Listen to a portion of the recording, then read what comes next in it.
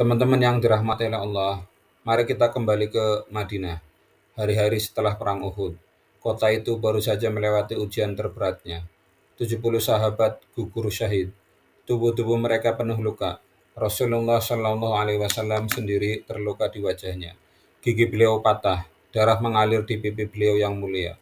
Di jalan-jalan Madinah terdengar suara tangisan keluarga yang kehilangan ayah, anak, atau saudara. Perasaan duka menyelimuti kaum muslimin. Tubuh mereka lemah, tapi hati mereka belum menyerah. Namun, di tengah suasana itu, Rasulullah SAW memanggil pasukannya. Beliau berkata, "Tidak ada yang keluar bersamaku menuju Hamraul As'ad, kecuali mereka yang ikut di dalam perang Uhud." Seruan ini bagaikan panggilan kehormatan. Para sahabat yang baru saja pulang dengan luka-luka segera bangkit lagi. Ada yang kepalanya dibalut kain sederhana, ada yang tangannya patah dan diikat dengan sobekan, ada yang darahnya masih menetes. Meski begitu, mereka tidak ragu. Lihatlah pemandangan itu, bapak-bapak dan ibu-ibu. Seorang sahabat yang kakinya pincang dipapah oleh kedua temannya. Ada yang ditopang di atas tunggangannya, meskipun tubuhnya hampir tidak kuat untuk duduk. Bahkan ada yang masih terbawa tombak tertancap di tubuhnya. Hanya diikat dengan kain, namun tetap ikut melangkah. Mereka saling bahu-membahu, yang kuat memapah yang lemah, yang sehat sedikit menuntun yang lebih parah lukanya. Namun tak seorang pun mengeluh. Semua mata tertuju kepada Rasulullah SAW dengan tekad, "Kami tidak akan membiarkan engkau berjalan sendirian." Beberapa orang yang tidak ikut perang kemarin datang ingin menebus kesalahan.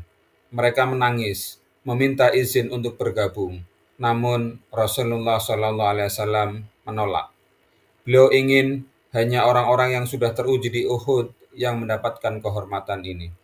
Jumlah mereka sekitar 630 sampai 700 orang.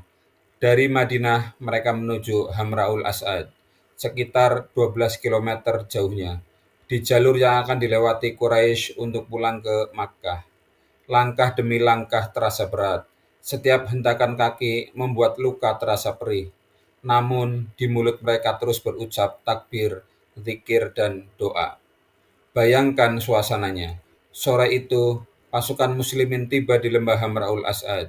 Malam mulai turun. Rasulullah SAW memerintahkan agar ratusan api unggun dinyalakan. Malam itu, lembah gelap tiba-tiba terang dengan cahaya api yang membara. Dari kejauhan, jumlah api itu terlihat begitu banyak, seolah ribuan pasukan yang tengah menunggu. Di sisi lain, kaum Quraisy yang dipimpin Abu Sufyan sebenarnya sempat berniat kembali menyerang Madinah. Namun, ketika kabar sampai bahwa Muhammad Rasulullah SAW dan pasukannya sedang mengejar, hati mereka diliputi rasa takut. Dan ketika mata mereka melihat dari jauh ratusan api unggun menyala, mereka berkata, Muhammad masih punya kekuatan. Mereka bahkan mengejar kita meski terluka parah. Maka Abu Sufyan pun gentar. Ia memutuskan untuk mundur dan kembali ke Mekah tanpa berani melanjutkan niat menyerang. Saudara-saudaraku, lihatlah ibro besar dari peristiwa ini. Pertama, kemenangan bukan selalu dengan pedang. Kadang kemenangan adalah membuat musuh takut sebelum bertempur. Kedua, kesetiaan sahabat diuji di saat paling sulit. Mereka tidak berhenti karena luka.